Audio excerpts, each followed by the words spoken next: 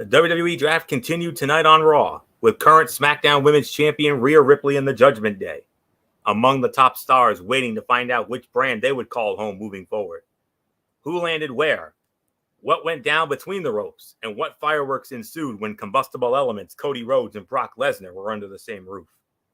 Find out now as we continue with the 2023 WWE Draft. This is the night 2 for This is Ridiculously Raw. Welcome, everybody, to Ridiculously Raw, the most must-see show on YouTube and streaming.com today. I am your host, Anthony Florio, joined as always by good old MF Michael Fletcher, the birthday boy, if you will. Yes, that was yesterday. Excuse me. We are awaiting the presence of the Phenom Michael Bullock. If he comes in, we'll catch him up on what he missed. If not, then we hope to have him back with us Wednesday night for Wednesday Night Madness. All right. We got a little treat for you here, folks. It was just announced a few minutes ago that the Raw Talk show that airs exclusively on Peacock, they're going to be unveiling more draft picks. And the minute they do, I will cut in and I will make those announcements right then and there. So with that, let's start it off. Monday Night Raw live tonight from the Dickies Arena in Fort Worth, Texas, on the USA Network, night 2 of the 2023 WWE Draft. Looking to follow up the craziness from Friday night on SmackDown, and they did indeed. Started it off, of course, Papa H, Triple H, laying down the ground rules. Of course, we all know the new rosters will go into effect 1 week from tonight. So let's make that quite clear. And let's get into the first round of night 2. And the picks were as follows. SmackDown Women's Champion Rhea Ripley at number 1. Number 2, SmackDown selects the United States Heavyweight Champion Austin Theory. Monday Night Raw with the third pick selected Seth freaking Rollins. And at number 4, SmackDown selects the Queen, Charlotte Flair. And then it was followed by a promo by Paul Heyman, interrupted by Seth freaking Rollins. And it set up tonight's main event, which was Seth freaking Rollins one-on-one with Solo Sikoa in a first-time ever matchup. And, we'll address that at the end. But, all right. Solid, if way too long, promo segment that delivered some noteworthy picks, positioned Rollins as one of the faces of the brand, and set up the night's marquee bout, all while highlighting the new World Heavyweight Championship and establishing Rollins as a favorite to win it. Not a bad start by any means. No surprise, Rhea Ripley's on Raw because they had Bianca Belair going to SmackDown. Still doesn't make sense to me, considering the belts. They're obviously going to have to do a belt switch here. Not really crazy about that, but, it is what it is. Austin Theory going to SmackDown makes all the sense in the world because, of course, Gunther and Imperium were drafted over to Raw. So it's only fair that since the Intercontinental title went to Raw, that the U.S. title goes to SmackDown. Seth freaking Rollins, the face of Raw, the top babyface on Raw, well, the number 2 babyface behind Cody Rhodes. It's definitely a 1A, 1B with Cody and Seth. But here we go, folks. We got the latest draft picks, and they are as follows. It looks like Dana Brooke, Nikki Cross, and Johnny Gargano are going to Monday Night Raw. And Tamina is going to SmackDown. So that's so those are the latest picks that have just come in here. It looked like I couldn't tell who it was. I think it was Dana Brooke. I want to say it was Dana Brooke on that one. But I definitely can confirm Nikki Cross and Johnny Gargano are staying on Raw, and Tamina is going to SmackDown. So we'll get into that in a bit. But Charlotte Flair is staying on SmackDown. Big get for their women's division. You want to keep that women's division going, and Yeah, it was pretty much a status quo first round. I mean, the only real bomb was Theory, although it wasn't really much of a bomb because we had to offset the secondary titles. Raw got the Intercontinental title because of Gunther and Imperium. It was only fair that SmackDown got the U.S. belt with Theory. Ripley staying on Raw. They had to do that because they sent Belair to SmackDown. So a belt swap is coming. And then from there, Seth freaking Rollins. No surprise because a lot of people are calling him the favorite to become the inaugural World Heavyweight Champion come Saudi Arabia near the end of this month. And then Charlotte going to SmackDown. So status quo first round. So not much more to say here. So birthday boy, OMF, come on in. Had a great day yesterday, but hey, here we go. Rhea Ripley staying on Raw. Austin Theory and the United States Heavyweight Championship going back home to SmackDown, which is where they introduced it back in 2003 with Stephanie, of course. Seth freaking Rollins staying on Raw and Charlotte Flair staying on SmackDown. Pretty status quo for the most part. Yeah, status quo. I think the Rhea Ripley one was not a big surprise. We kind of knew that was going to happen after the announcement of Bianca Belair. And then, yeah, Austin Theory going to SmackDown was a foregone conclusion. So, top 2 picks for status quo picks. Then 3 and 4 status quo picks as well, with Seth freaking Rollins going to Raw, Charlotte Flair going to SmackDown. But that's going to be very interesting because that might open the door for Charlotte versus Bianca. What a matchup that could be. Obviously, unless there's a stunning upset, which I really doubt, the belts will probably go where Rhea Ripley will walk away with the Raw Women's title. The SmackDown Women's title goes to Bianca Belair, and then let the chips fall where they may after that. But, that's going to be very interesting to watch. That's going to be fun, to say the very least. So I like it. First round, not a big surprise. Like you said, there was no stunners here. So status quo round 1. So yeah, Florio, back to you. Don't worry. There will be bombs. There will be. Oh, yeah. Both ways. Not yet. Not yet. But both ways. For both ways. So yes. All right. First match of the night, a non-title match. The WWE Women's Tag Team Champions Liv Morgan and Raquel Rodriguez squaring off against Bayley and Dakota Kai of Damage Control. And looky here. Bayley and Dakota Kai win the match 8 minutes and 10 seconds. MF, if I didn't know better, I'd say this was a championship committee moment here. It is. And now a lot of people is wondering, okay, wait a minute. What's going to happen with the WWE Women's Tag Team titles? Well, here's the one of the reasons why you got to be very interesting about it. Remember, the tag team titles are exclusive to both shows, Raw and SmackDown. It doesn't matter who the champions are. The thing is that when those belts are taken away, then those particular superstars would go back to their respective brands, whatever brand that is. The new champions would have to wrestle both shows. So that does open the door for a mixture. However, for Bayley and for Dakota, that's a massive win for them because that puts them right back in the forefront.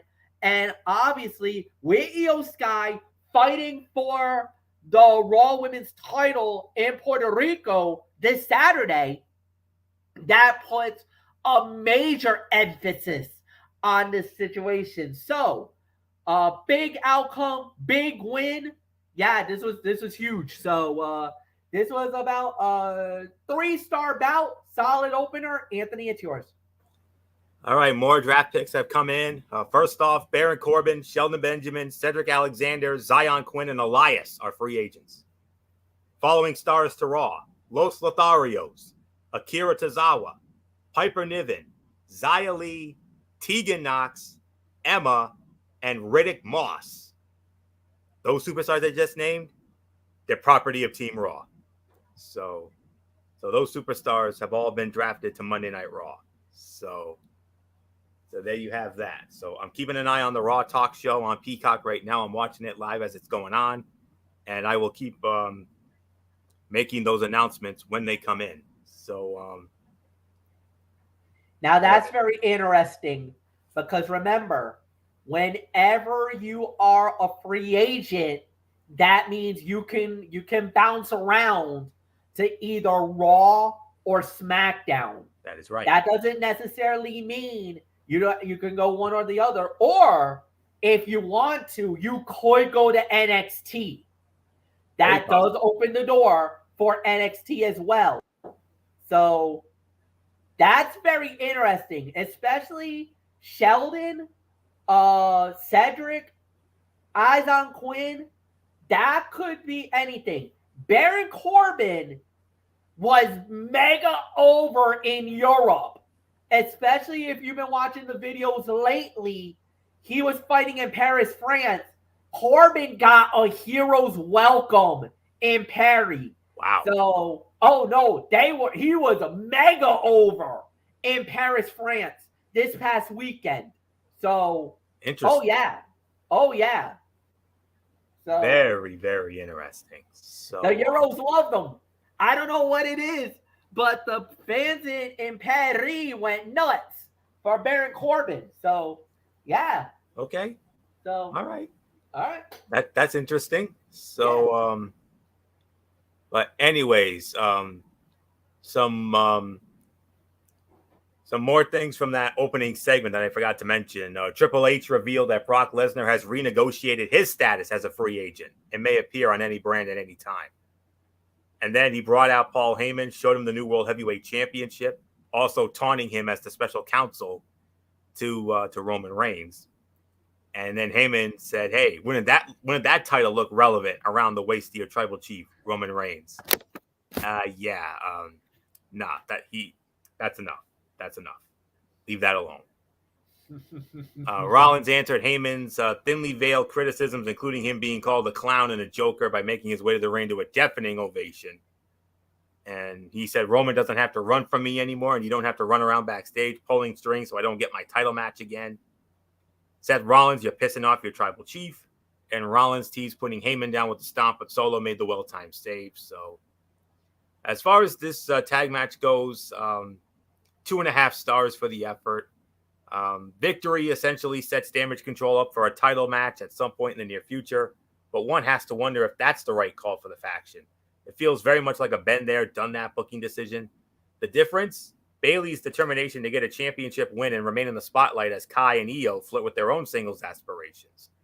This way, she has a chance to bask in the glory of a title win while keeping Kai close, smothering her desire to be her own woman.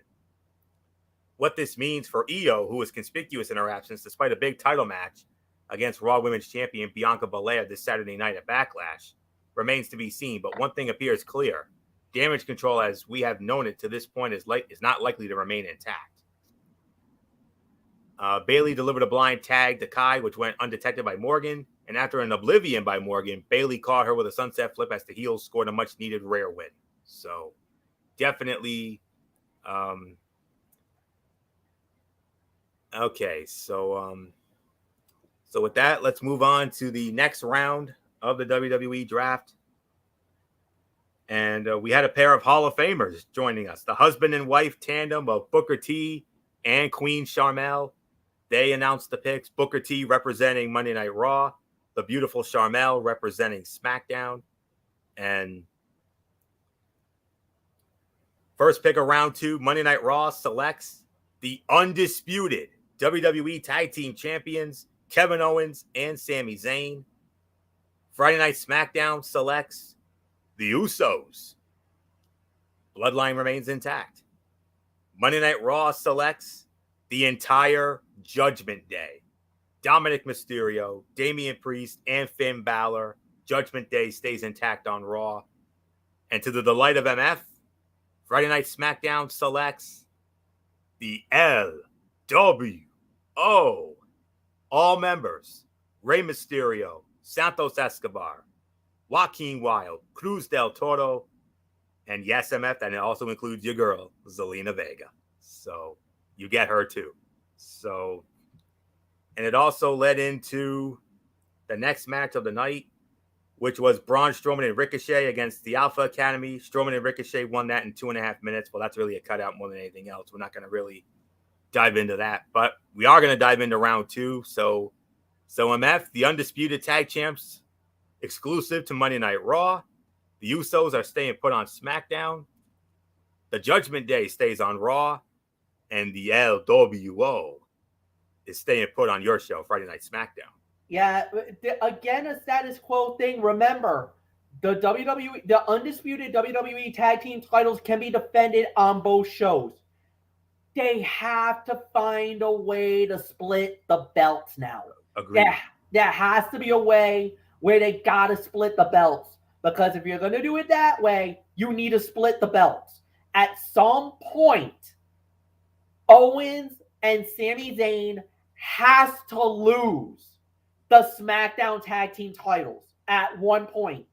And there's a lot of teams now. If you notice, SmackDown is putting themselves quite a tag team division and really setting themselves up very nicely when it comes to that. So with that, obviously the Usos going to SmackDown. That's no big surprise. The bloodline is now fully intact. That was one thing that we needed it to see. Judgment Day going back to Raw, that was obvious because that was kind of the pulling of the strings. Dominic and Mommy, you can play that role, whatever. I will say this, LWO finally staying on SmackDown is a big thing. I like it because of the fact that now you're looking at an opening where, for me, the roster will be really loaded. That's a great opportunity. You can do multiple tag teams here where they can go for the SmackDown tag team titles with Santos and Rey together, Cruz and Joaquin together.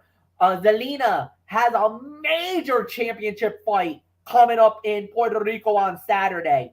So obviously for me, this was kind of a wash, but it was great in the retrospect because of the fact that we got a good amount of players to work with, especially on this side. So yeah, it was kind of more of a status quo. Owens and Sami Zayn going to Raw, that's to clean up that thing. But again, with them being the undisputed tag champions, they could fly back to SmackDown because with the SmackDown belts, so they can still alternate between the two shows. But if they do lose the belts, and eventually if they ever do lose the SmackDown tag team titles, then yes, they could fight as Raw tag champions, or you could have them lose both and then even have them as a threat to become the World Heavyweight Champion because of the fact with the World Heavyweight title on Monday Night Raw, and you got two really good singles wrestlers here, it opens the door for them not only after they lose the tag titles, where they could become major players to possibly even become World Heavyweight Champions. So that's a pretty good move for Monday Night Raw. But right now, you got the undisputed tag belts, but at some point, those SmackDown belts is going to have to come back to SmackDown at some point. So nothing more to say. Status quo, round 2. Florio, what's yours? Yeah, pretty much the same.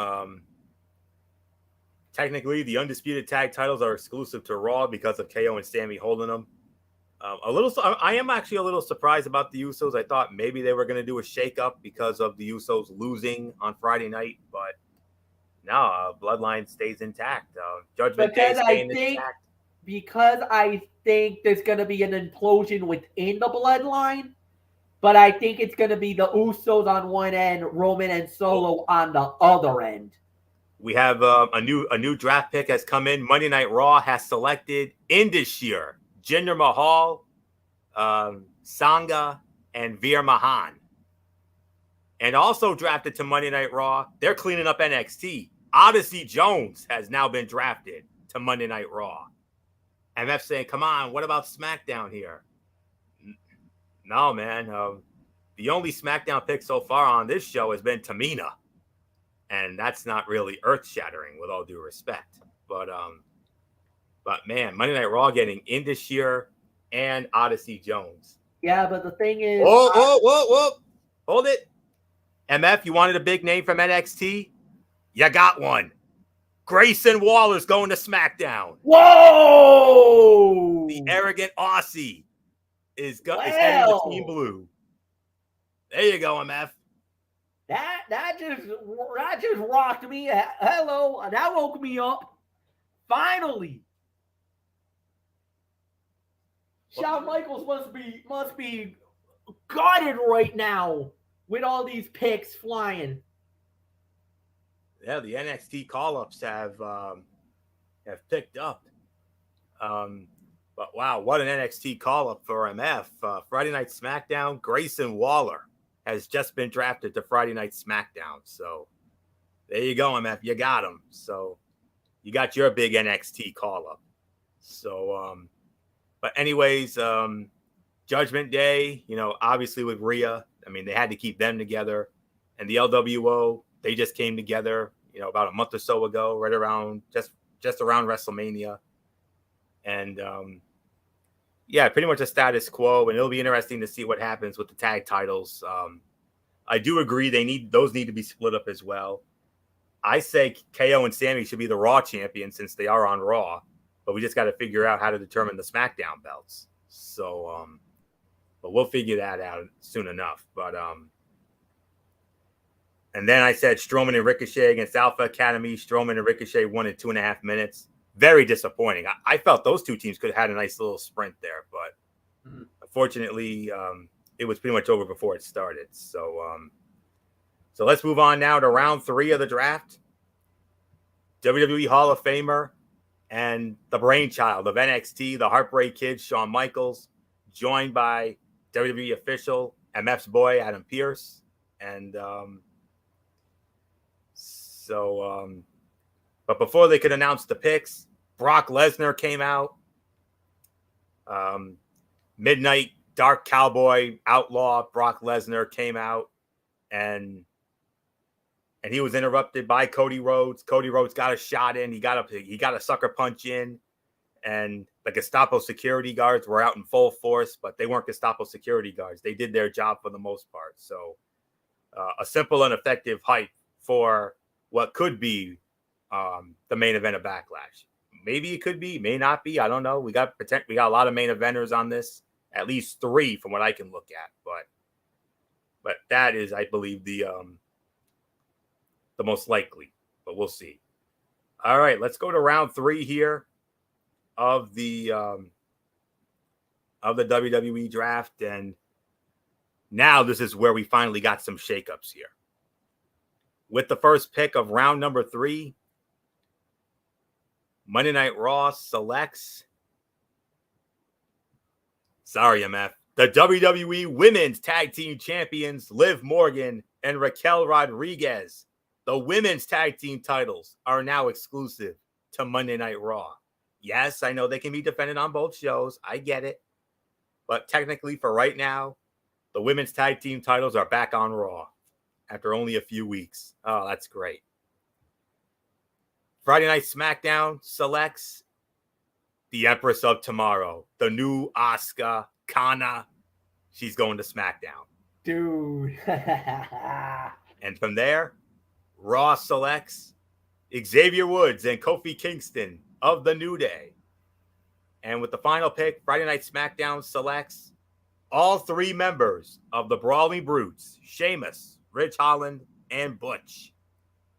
So, unfortunately, for everybody who wanted to see Sheamus finally win the Intercontinental Heavyweight Championship, that's not going to happen. So that's that. So, and then it led into a match after that. Matt Riddle against, it was Matt Riddle squaring off against Jimmy Uso. Matt Riddle winning the match, 7 minutes and 40 seconds. All right. I am stoked whatever that means, to hear that the women's tag team championships are coming back to Monday Night Raw. I mean, Raw had them for a while, but then Rodriguez and Morgan won the titles a few weeks ago on Raw, bringing them to SmackDown, making MF a very happy man. But unfortunately, that celebration only lasted a few weeks, MF, because the women's tag titles are back on Raw thanks to Liv Morgan and Raquel Rodriguez. Asuka, the new Asuka, Kana, going to SmackDown. That's a big one for MF. I hate to say it, but Asuka got lost in the shuffle on Raw. Hopefully, the land of opportunity will get her back to where she needs to be. New Day, they've been on Raw before, but we gladly welcome them back. Xavier Woods and Kofi Kingston. I had heard rumors about Big E possibly having some involvement in this draft because I know he's still making progress and he's not quite there yet, even though it's been well over a year. But, it is what it is. But great to have the New Day back. And the Brawling Brutes staying on SmackDown. A lot of us wanted to see Sheamus, finally win the Intercontinental Heavyweight Championship because that title was the only title that he had never held. But the only secondary belt he can go for now is the U.S. title, which he's held on multiple occasions. But, it is what it is. But Morgan and Rodriguez to Raw. That means the women's tag titles come to Raw. We also get the New Day. And then Asuka and the Brawling Brutes going to SmackDown. So big pickup for SmackDown, getting Asuka. I just hope she doesn't get lost in the shuffle. A lot of us also felt that Asuka should have won at WrestleMania and become the Raw Women's Champion. But that did not happen. And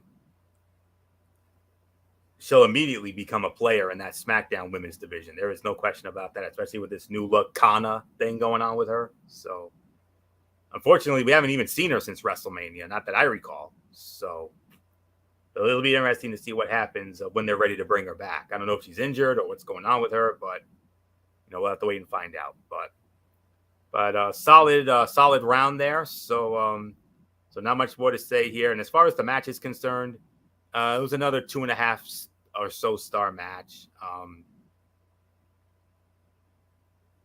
Let me see here.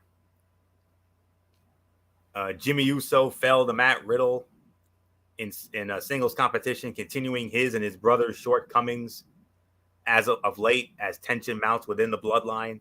Saturday night in San Juan, they will look to turn things around alongside Solo in a big 6-man tag against KO, Sammy, and Riddle to reserve their spot at the table, let alone in favor of the head of it. They will have to prove their value and do something that they have not done since WrestleMania, defeat Kevin Owens and Sami Zayn. They will have to do so with no momentum and a scheming, manipulating Paul Heyman, seemingly working against them, something that was on full display in a backstage segment involving Solo. Zayn and Owens feigned a steel chair assault, leading to Jey Uso's banishment from the ringside area. Another Eddie Guerrero moment type there. Uso removed the turnbuckle pad, but KO, undetected by the ref, sent him into the exposed bolt. Riddle took advantage and delivered the floating bro for the win. That's another 2.5, 2 3/4 star match. So not much more to say. MF, round 3 of the WWE draft. Morgan and Rodriguez going to Raw. Asuka, Kana going to SmackDown. New Day to Raw. Brawling Brutes to SmackDown. And then Riddle defeating Jimmy Uso in 740. Yeah. Okay. Let's start off with the draft. Obviously, Raquel and Liv. Again, that's one of those situations where the belts do become exclusive to Raw. However, they can fight against this is interchangeable. Where again, SmackDown could always get the belts back, and then SmackDown would have to defend it against anybody on Raw, whatever. So that's why I wasn't really too mad about it. Even though I love Liv, I love Raquel, I wish them nothing but the best on Raw. They were amazing on it. But then we poach Asuka away from Monday Night Raw. Think about this. Listen to this lineup that SmackDown now has. You got Alba Fire and Isla Dawn. You got Asuka. You got Charlotte Flair, Bianca Belair, Michin. You got all three members of Damage Control. You got Zelina Vega representing the LWO and Lacey Evans. Oh my freaking God. This might be the most deepest SmackDown women's roster we've ever had.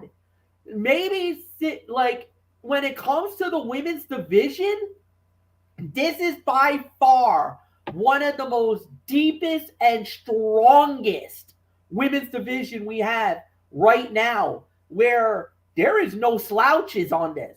You know, Zelina has upped her game. We know what Damage Control is brought, especially with Bayley, who has championship aspirations. You have 3 proven champions on that roster with Asuka, with Charlotte, with Bianca. Then you add 2 powerful from the Europe scene, from the ICW scene, from Europe with Isla Dawn and Alba Fire, who, oh, by the way, is currently the NXT Women's Tag Team Champions of the world. I mean, my God, SmackDown absolutely raked in this one. When it comes to the women's division, to me, honestly, this was a strong foundation to work on and to have. To me, this was great. I was ecstatic. New Day going back to Monday Night Raw, I'm not mad about it because of the fact that they deserve to be there. They've been there, you know, they've been hopped around a little bit. Xavier and Kofi kind of was like, you know what? They kind of ran their time. Their time was a little bit up. So we knew we had to, you know, they had to be on their way. Brawling Bruce coming to SmackDown. I love it. I love these guys.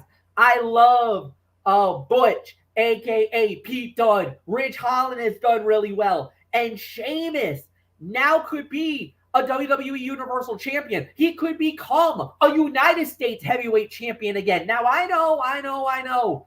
I would love to have seen him as an Intercontinental Champion. A lot of people thought he should have won the belt at WrestleMania. But when you got a guy like Gunther, there's no doubt about it. What Gunther has done with the Intercontinental title has done wonders for that belt, wonders for the company. And let me tell you, I can only see better things with Gunther as champion. So I'm not mad. I'm a little heartbroken because of the fact that I wanted Sheamus to win that belt at Mania. But for him to come back on SmackDown, dude, he could instantly become an undisputed Universal Champion contender. Butch and Ridge Holland, whenever these tag team belts come back to SmackDown, you could instantly put them in line for the tag team championships. So for me, tag team division, women's division, it is deep on SmackDown. And not only that, but look at and I'm going to go off script here, and I apologize, Anthony, but think about this. Bloodline, OC, Damage Control, LWO, and the Brawling Brute. Dude, we have ourselves a loaded when it comes to stables. We got think about that. Oh, and by the way, not only that, we also got Hit Row. Hit Row was added thanks to the supplemental draft. So with Hit Row also added, that's 6 groups on SmackDown Live. I mean, you're going to have Hit Row versus Brawling Brute. You could have LWO going after, they might go after Hit Row. Or they could, you might have OC versus LWO. There could be some wars, some gang warfare on SmackDown Live. Man, they call it the land of opportunity for nothing. But my goodness, man, we might have some gang warfare coming up. And there could be some explosions on the Blue Brand. I'm excited with all these guys coming together and everything else, man. SmackDown did really well with this round. This round was really their big moment because we kept the brawling brutes. That was great. Obviously, I'm gutted that we did lose Liv and Raquel, but we got Asuka. I mean, what is there to say? Where do you go from there? You know, Florio, it's yours. Yeah, and oh, now I know what I wanted to say. I had a trade of thought moment. You talked about the gang warfare, MF. I'll even throw out an old terms from our early days. Back alley gang fight, anyone? Oh yeah, there will be quite a few. So had to do that. All right. All right. Let's move on to the next round of the WWE draft. Round number 4.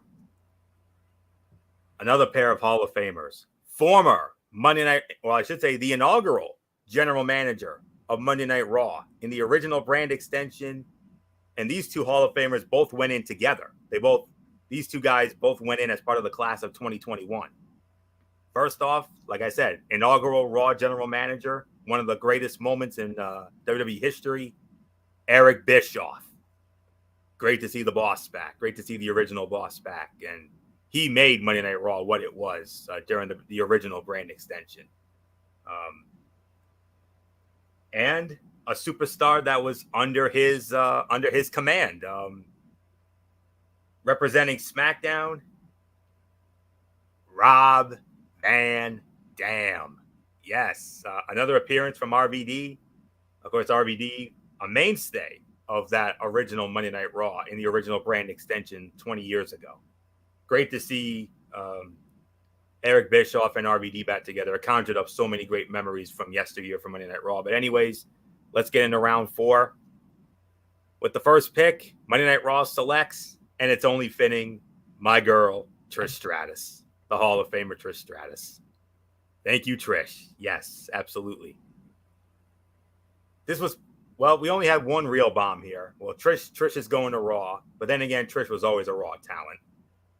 Friday Night SmackDown selecting Karrion Kross and the Smoke Show Scarlett. Monday Night Raw, we needed a big boost to our women's division, and boy, howdy did we get. We got not one but two.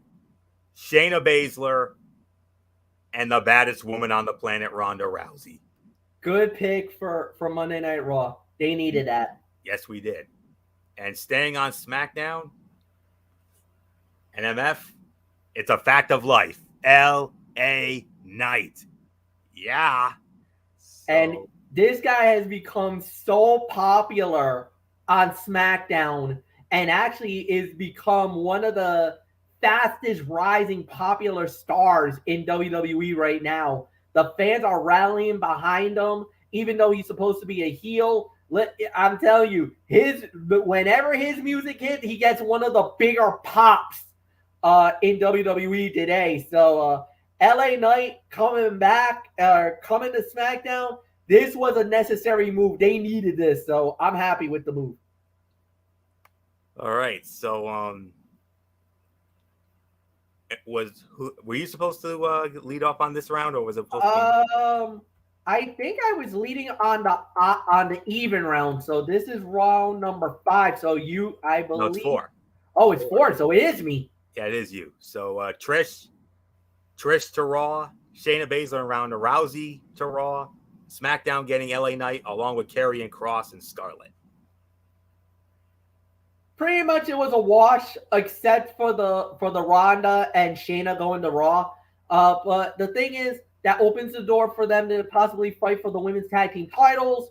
But again, there's really nothing more there. As far as it goes, if they want to put them as solo acts, Ronda Rousey and Shayna Baszler can easily become major threats for the Raw Women's title. And that'd be a big thing, especially if Rhea Ripley eventually does get that belt. We could see a switch off there. But at the end of the day, there's going to be a number of different ways that this could go. Scarlett and Karrion staying on SmackDown, necessary. I think that was the right move there. LA Knight staying on SmackDown. Oh, hell yes, we needed him on SmackDown. Just like I know Anthony would say, we need Trish on Raw. So I think at the end of the day, the necessary people we needed, we got. There wasn't anything shocking here on this round. This was definitely a good round to say the very least. Basically the necessary move that you needed, you got it. So Florio, it's back to you. Yeah. Trish staying on Raw makes sense because Becky's on Raw too. So now you can properly build towards their eventual match. Of course, the rumor going around is we'll see Trish and Becky finally square off in the SummerSlam in August at Ford Field. So that's the hot rumor going around with that. And when you think of Raw, when you think of the Raw Women's Division, who was the original face of that division? Trish.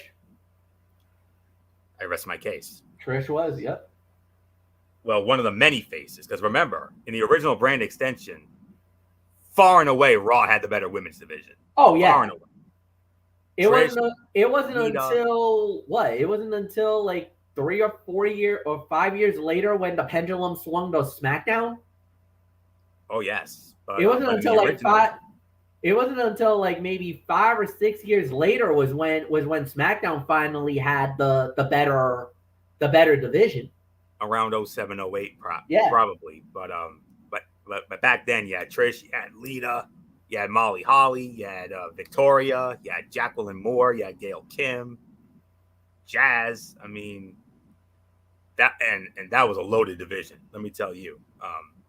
And it's great to see Trish. Trish will obviously be a utility veteran, used to get those younger women over, and she could be a great wonder for the younger women. And Baszler and Ronda, of course, we all remember when Ronda was on Raw the first time, Ronda dominated, absolutely dominated. And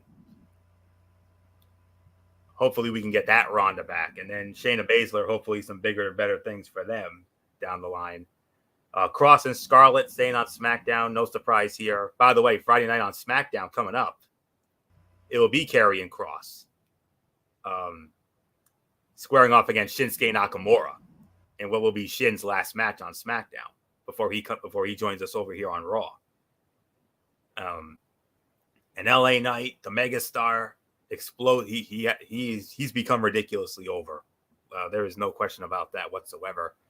So there you have it. Then we had a Miz TV segment with the Miz, and his guest was one of the newest draft picks of Monday Night Raw, Shinsuke Nakamura. Meh segment. We're not even going to waste any time on this. And then Omos squashing some guy named Anthony Alanis. Omos squashed him in 50 seconds. Moving on to the 5th round of the WWE draft. 2 more Hall of Famers representing. Give me one moment here. All right.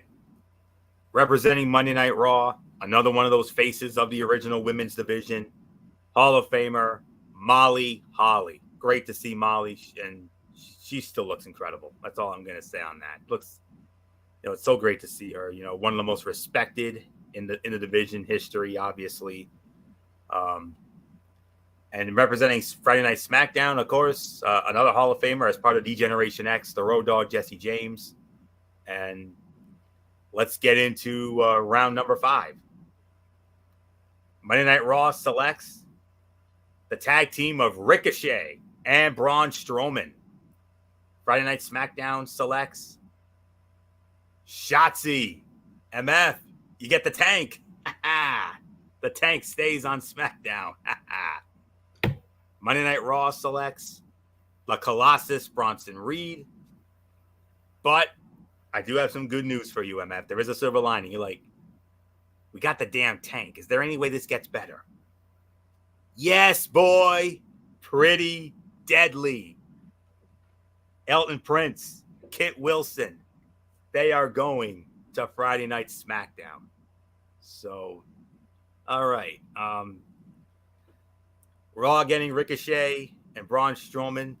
I mean, they have quietly become a fun-to-watch tag team. They're definitely another team you can throw into that undisputed tag team title consideration. No question about that.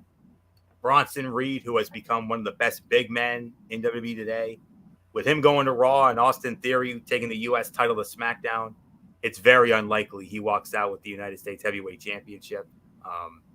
Don't be surprised if Theory retains it or if Bobby Lashley wins it. Because remember, Bobby Lashley is now exclusive to Friday Night SmackDown.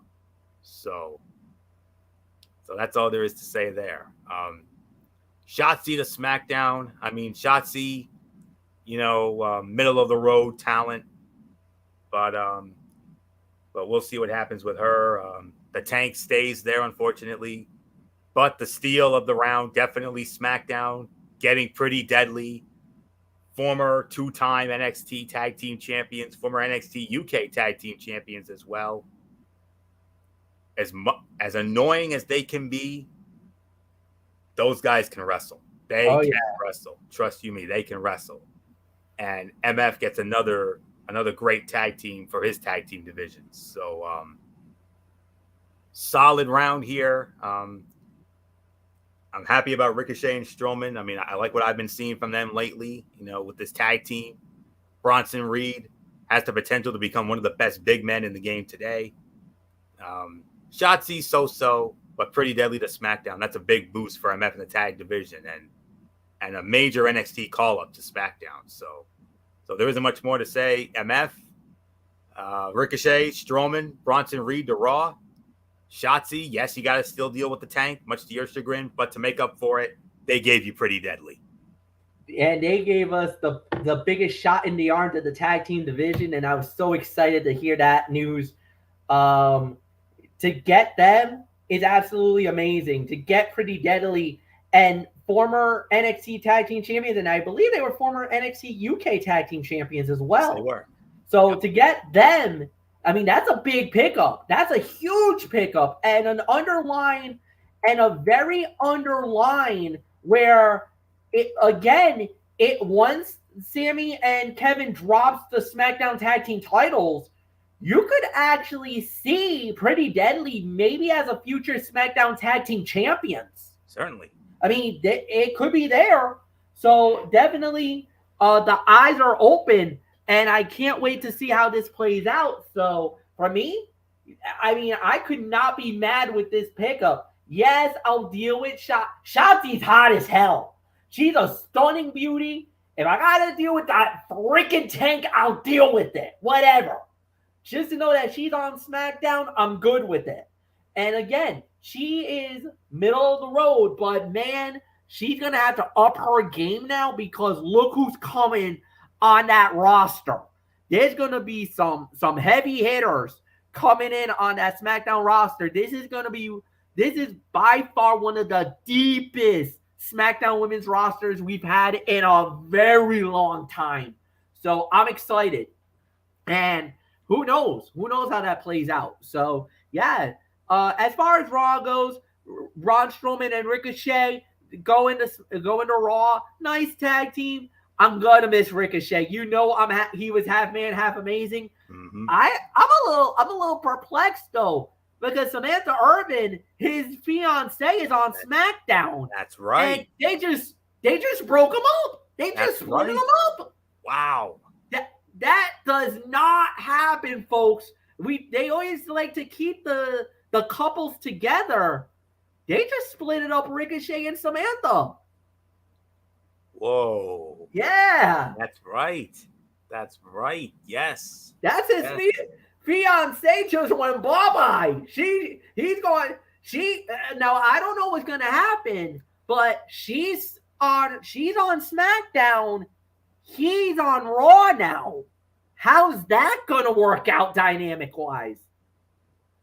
I think they'll keep it professional. They always keep it professional. You got to keep your professional lives and whatever. But, yeah, so that's the one thing I was going to bring up. But, whoa. So we'll see how that plays out. That's going to be interesting. So nothing more to say. Florio, it's yours. Yeah. I mean, I didn't even think about that just now. I mean, we know about Montez Ford and Bianca Belair staying together on SmackDown. Yeah. And of course, you got Seth Rollins and Becky on Raw. Karrion Kross and Scarlett. Mm-hmm. So, They're on SmackDown. So yeah, so wow, that's definitely it'll be interesting to see how they make that work. But And if I remember correctly, I believe now I don't know for sure, but I thought Braun Strowman and Raquel are together. I don't know for sure. They are, and they're together on Raw. And they're together on Raw. Yeah, because Raquel and Liv came together, and you got Braun and Ricochet, and great to have the Monster back on Raw. I mean, it definitely will conjure up so many great memories for me, because let's be realistic. I mean, he got his big break on Raw, and he had some moments on SmackDown, including becoming a Universal Champion and an Intercontinental Heavyweight Champion as well. But the more impactful moments were on Raw, especially those freakish feats of strength he used to have. I mean, oh yeah, definitely on Raw.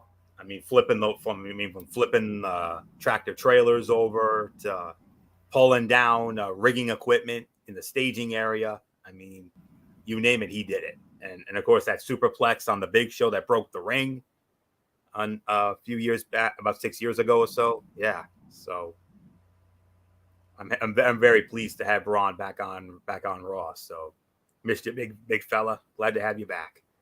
All right, let's see. Then the Judgment Day cuts a promo. Did you hear that heel heat for Dominic Mysterio?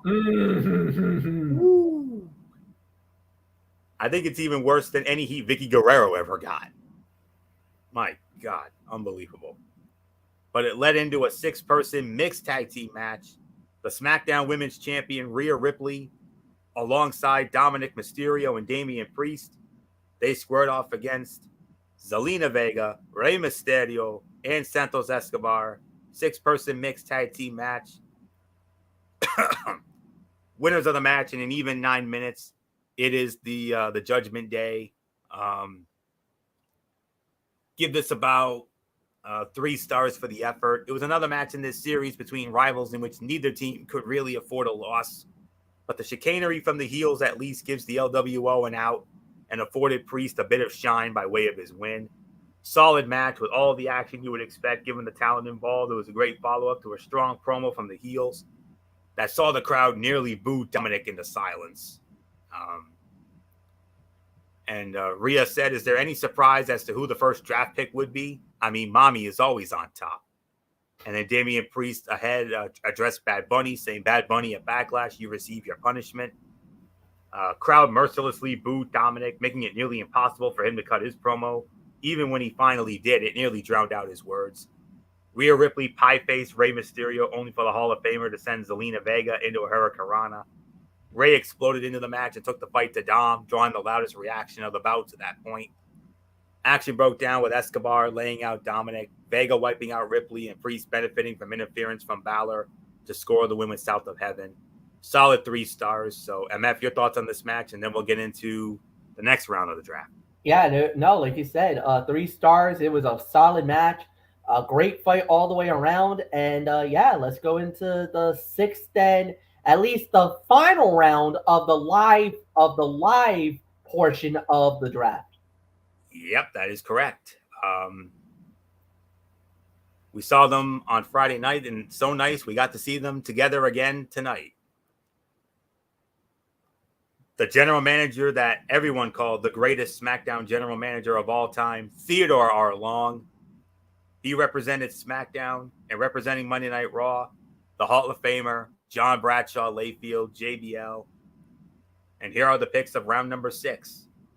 Staying on Monday Night Raw, the Alpha Academy, Chad Gable and Otis, which makes sense because of Maxine Dupree and the Maximum Male Model staying on Raw. You can keep that story going.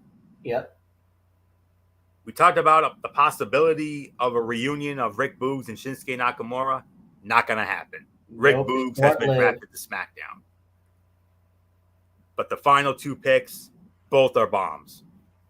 Monday Night Raw selecting former NXT Women's Tag Team Champions Katana Chance and Kaden Carter.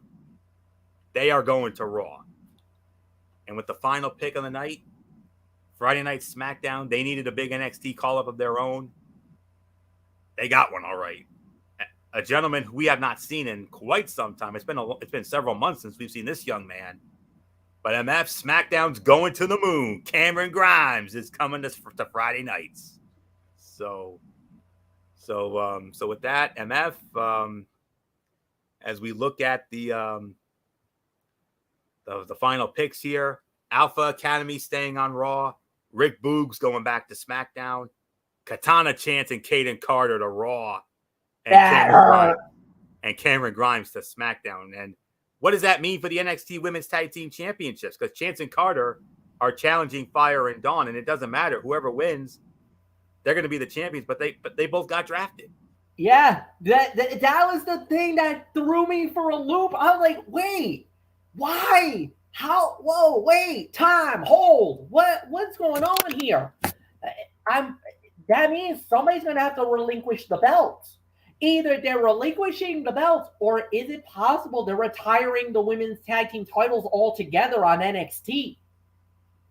So is this the final women's tag team title fight in the history of the company? So I don't know. I think I would love to get Michael Bullock's thoughts here if he was here tonight, because he hasn't shown up yet. Because that's the one thing I would ask right about now is where does that go more than anything else? So let's go with this. Alpha Academy, Chad Gable and Otis staying on Raw. Obviously, after the announcement at the supplemental draft that the Maximum Male Models, Mace, I guess Mansoor, and of course Maxine Dupree getting selected. So you knew that was going to probably lead to that. But then right behind that, you get Rick Boogs. You know what? And I like it. I don't mind it. Rick Boogs is great. They obviously want to give him his own chance. Let him work on his own roster. Do what he needs to do. I'm excited for that. Katana Chance and Kaden Carter going to Raw. This hurt me so bad. I was devastated when I heard this. I was like, no, why? Why did you do that to me? I was like, oh my God.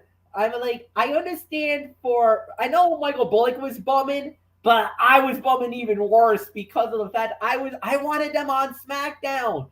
That more eye candy, especially with Katana. Everybody knows how much I'm in love with Katie Catanzaro, with Katana Chance. This hurt so bad. I was so gutted. But then I heard Cameron Grimes going to SmackDown, and I was like, to the moon! Let's go! I was so pumped up. This was just like I was pumped when we got Asuka. Just as I was absolutely losing my bleep when Isla Dawn and Alba Fire came to SmackDown on the first night of the draft. I was through the moon on this one. Cameron Grimes, I love the guy. He's an amazing talent. I know him from the indie circuit. He wrestled a lot, especially down here in New England. I know him really well. He did really well in Impact Wrestling. He did really good in Impact Wrestling. Now he's in WWE. He did really well in WWE. He had a cup of coffee moment in WWE. Was really good on NXT, especially with his work with the $1 Million Man Ted DiBiase, the $1 Million Belt, the war with LA Knight, and now he gets the ultimate call up back to SmackDown. And let me tell you, the land of opportunity has opened up for this guy. I hope he goes and has a big run. And if you've seen his latest photos, guys, he looks jacked. He looks like he's lost a lot of weight. He looks good. He looks like he has to be at around like maybe 240, 250, but he looks chiseled now. He doesn't look like he's got that beer gut anymore. He actually looks like he put in some work during the off time. So nothing more to say. Anthony, it's yours. All right. Chance and Carter. That's the one that's gonna surprise all of us. I mean, because I mean, when they threw down the challenge to Fire and Dawn after Fire and Dawn got drafted on Friday, I mean, we all thought, oh, Chance and Carter are gonna win the belts now, easy. Now what happens? Because or is there a chance that we get a mystery team in there and they make this like a triple threat or something? That's the only way it can work. But I don't know. We're just gonna have to wait and find out. But regardless of who wins that match, those NXT Tag Team Championships are going to be meaningless because both teams are drafted. Fire and Dawn to SmackDown, Chance and Carter to Raw. I mean, I'm ecstatic to get Chance and Carter. I mean, Katana Chance, someone that MF, I know you love very much, not just for her beauty, but also for her athletic ability. I mean, she won your heart as part of American Ninja Warrior, obviously. So we all know that story. Well, and Kaden Carter is no slouch either. She's a pretty good wrestler, and she is very easy on the eyes as well, too. So yeah, this is Kaden Carter, yeah. Yeah, so it's not like it's Definitely. But they had a very good run with those women's tag team championships. Yeah.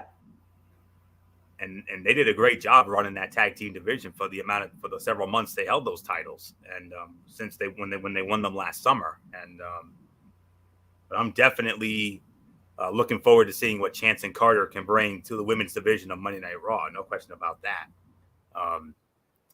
Alpha Academy staying. I mean, they've become a bit of a comedy act as of late, especially because of this whole Otis male model thing. With Maxine Dupree, Sophia Cromwell. I mean, wait and see what happens there. Boogs going back to SmackDown. I thought maybe there was a small chance they could have reunited him and Shinsuke after the unfortunate injury that Boogs suffered a year ago when he tore the quad, when he and Shin went after the Usos and the SmackDown tag titles at WrestleMania 38, but he tore the quad, and that really changed the plans. I'm sure McAfee's got to be bumming right now because he was like, oh, I wanted to see those two back together again, I'm sure. I think, honestly, if McAfee would have stayed on SmackDown, I don't think this happens. I honestly think because McAfee left, that kind of messed up the dynamic a little bit, because I honestly believe if Pat McAfee was still on SmackDown, I think we would have had Boogs, Nakamura, and McAfee on SmackDown. That is TV gold every time, especially with a live crowd. That would have been, oh my God, I would have been like that would have been it for me. That would have been my highlight every Friday night. What the shenanigans of Boogs, McAfee, and Nakamura.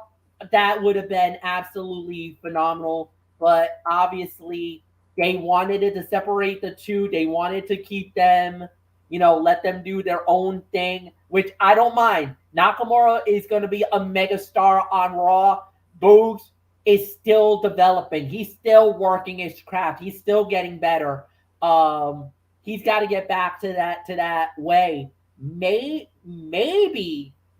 if they really wanted to, maybe have Rick Boogs and Cameron Grimes work together as a tag team. Well, that could happen. I don't know if it will, but it's a possibility. I mean, that would be a good makeshift tag team, because if you think about it, Rick Boogs and Cameron Grimes, they're kind of almost similar similar in stature, similar with the gimmicks. I mean, I could see a Cameron Grimes, Rick Boogs partnership on SmackDown. I could see it. I could legitimately see it. Okay. Well, we'll wait and find out. But Alpha Academy, I'm so because they've pretty much been like a comedy act as of late. Don't really have too much fondness for that, but they made up for it. I mean, giving us Chance and Carter. Whoa. That's a game changer for our women's division. No question about that. Boogs, young talent.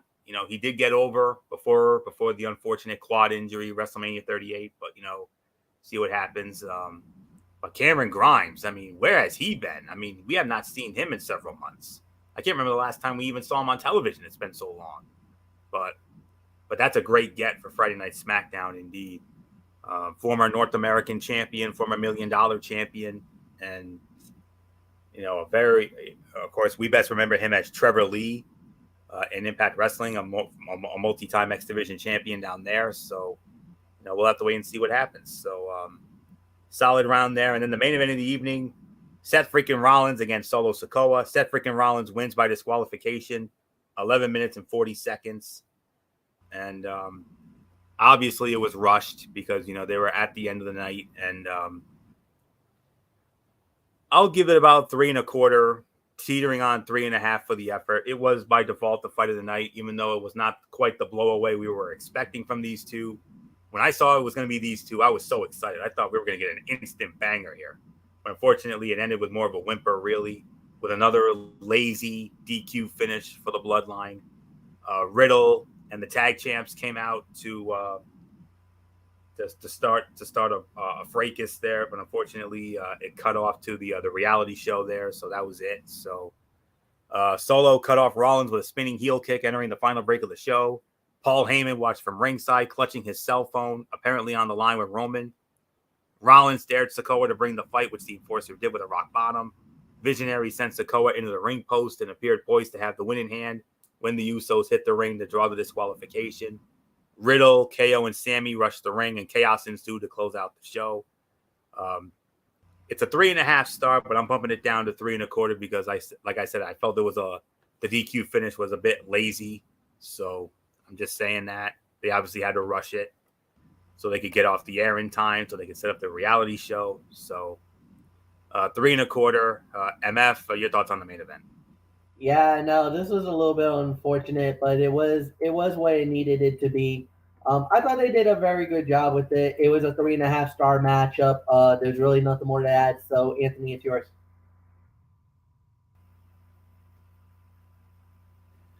All right, MF. Overall thoughts on this night 2 edition of Monday Night Raw on the draft? It was more about the draft because if you're talking about the actual Raw show, it wasn't really that good at all. Matches were it was there. There was really nothing amazing.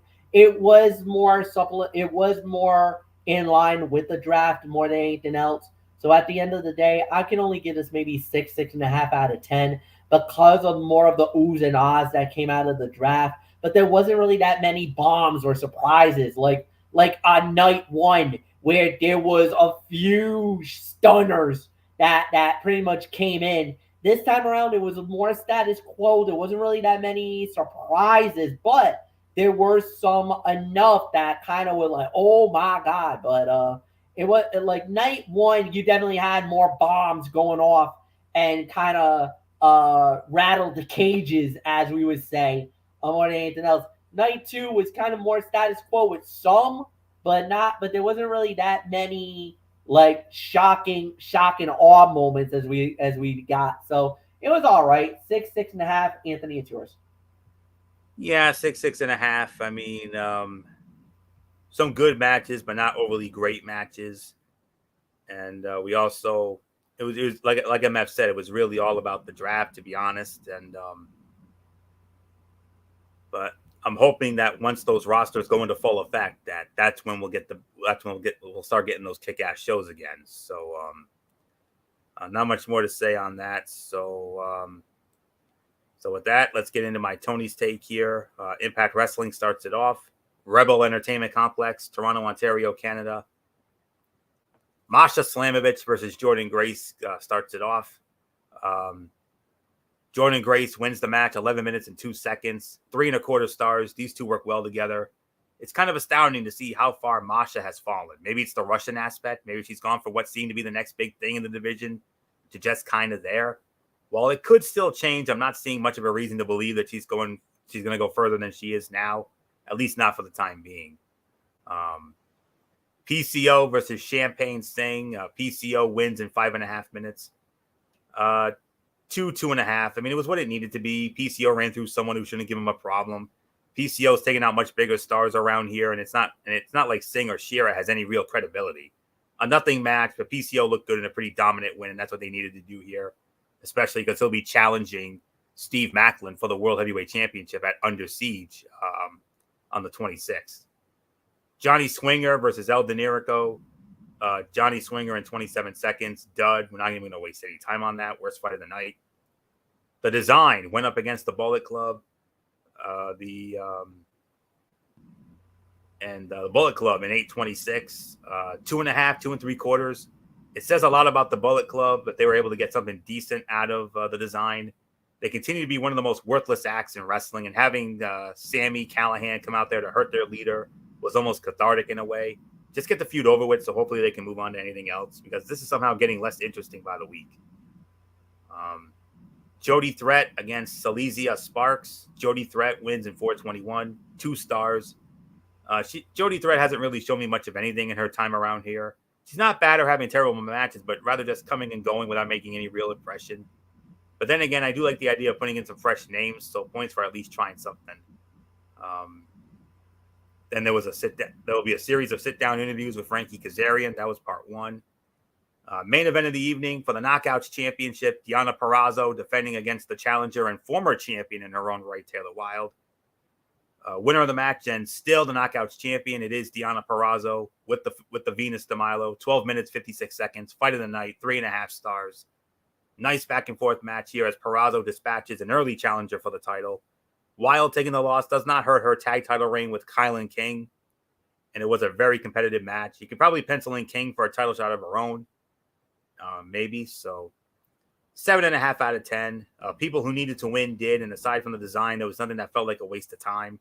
In other words, it's more of the same solid stuff from Impact that we've been seeing for months now. What matters is setting up Under Siege, and you can see some of those matches coming from here. They still have time to set it up, and odds are we'll be seeing something for more. We'll be seeing more of that next week. For now, it's a show that did enough good to make me want to see what happens next. Thursday night on Impact Wrestling, part 2 of the sit-down interview with Frankie Kazarian. Alicia Edwards will go up against Jody Threat. Yuya Uemura and Bhupinder Gujjar against Moose and Brian Myers. World Heavyweight Champion Steve Macklin, Champagne Singh, and Mahabali Shera versus PCO and 2 partners of PCO's choosing. And last but certainly not least, we all remember this young lady as Naomi in the WWE, but she is now property of Impact Wrestling. Trinity. She's going to make her debut with a live mic. That ought to be interesting. So Trinity Naomi is now in Impact Wrestling. What a get that's going to be for that Knockouts division. Oh my goodness. I mean, think of the possibilities. Her versus Deonna Purrazzo. Her versus Jordan Grace. Her versus like a Giselle Shaw, a Masha Slamovich. I mean, all have banger potential. So, but business has just picked up in the Knockouts division. Trinity coming in. Wow, what a get. So that'll be on Thursday night, 8 p.m. Access TV, to go with 8:30 for the YouTube Insiders. And then 10 p.m. it gets immediately uploaded to Impact Plus. So with that, let's quickly get into NXT Level Up, and then we'll call it a night here. Got caught with something here. Hold on a minute. Okay, let's see. Okay, we got it now. How about this? Tyler Bate on NXT Level Up. Tyler Bate on NXT Level Up. Who would have thought I'd say that? But he went up against Luca Crucifino. Of course, Tyler Bate wins it. 5 minutes and 11 seconds.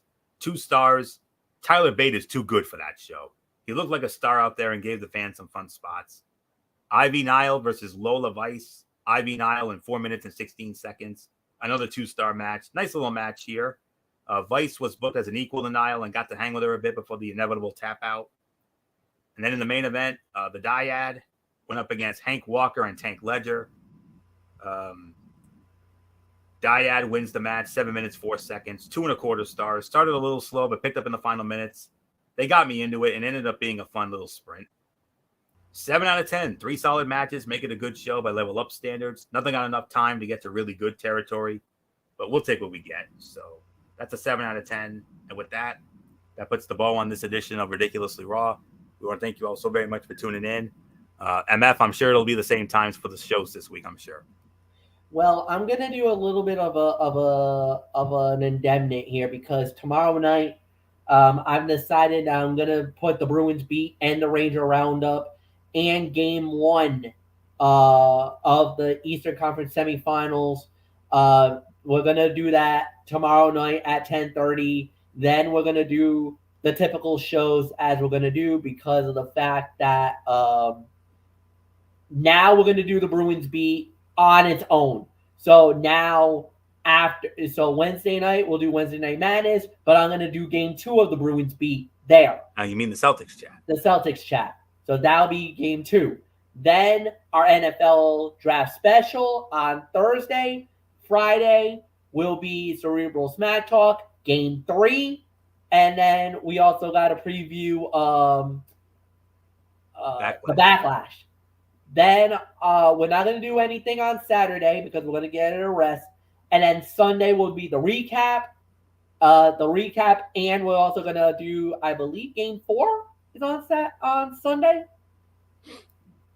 Let me check the schedule here. Okay. Whoa. Okay. 1 second. Okay. Yeah. Game 2 of that is tomorrow. Is Wednesday, so Yep. we can incorporate it with Madness. Game 3 is Friday, and Game 4 is Sunday. Then we're gonna do it that way. So that's how we're gonna do it, and we're gonna incorporate it from here on in. Now that we have just one show that we're gonna have to just worry about, we're just gonna incorporate it. We don't have nothing else to worry about. Yep, Game 4 is Sunday. If a Game 5 is needed, it'll be on Tuesday, May 9th. Game 6, if it's needed, Thursday, May 11th. Yep. And Game 7 on Mother's Day, Sunday, May 14th. Well, that Mother's Day, we're going to have to worry about that. So I don't know what we're going to do. Obviously, that can happen at anything. But up until this point, this is how we're going to be doing it from here on in. So tomorrow night, we're going to wrap up Ranger Roundup. We're going to wrap up the Bruins beat, which I cannot believe on both fronts that's happening, but it did. Yeah. And then of course we're gonna continue with the Celtics chat because they're playing, they're still going, so we'll go from there. Am I hosting that or are you hosting that? We can go both. Well, because this is TXN Sports World related, I'll let you take it. All right. So 10:30. Well, it will be the finale of the Bruins beat and the Rangers roundup, and then we will address Game 1 of the Celtics chat. It's not going to be a fun night. Let me say it like that. It's not going to be a fun night at all. So I think you all know why. So that'll be that. Wednesday Night Madness at NXT, AW Dynamite. That's a 10:30 show, right? Yes. Okay. And then we'll have Game 2 of the Celtics. Well, actually, what we'll do is we'll do 10 o'clock for that one. On Wednesday? On Wednesday, yes. Okay, 10 o'clock Wednesday, all right. Thursday, is that 10:30 or is that 10? No, that's 10:30. All right, 10:30 Thursday for our annual NFL Draft recap special. And then Friday, 10 or 10:30 for that since Rampage starts early again. 10:30. All right, 10:30 on Friday night with AEW Rampage, Friday Night SmackDown, our preview of Backlash, and then Game 3 of the Celtics chat. So that'll be on Friday. No show Saturday, and then Sunday night, 10:30 for that show. Well, 10 o'clock on Sunday. All right, 10 o'clock Sunday night for our recap of Backlash and Game 4 of the Celtics chat, and then next Monday night Raw, the first Raw of the new era, with the new rosters. So we'll see how that goes, as we will start the road to Night of Champions in Saudi Arabia.